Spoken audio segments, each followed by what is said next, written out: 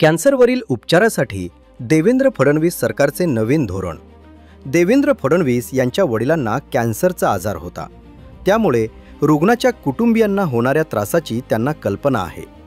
याच अनुभवातून प्रेरणा घेत त्यांनी नागपूरमध्ये 450 बेडचे अत्याधुनिक नॅशनल कॅन्सर इन्स्टिट्यूट उभारले आणि आता त्यांनी राज्यासाठी व्यापक कॅन्सर उपचार धोरण तयार केले आहे।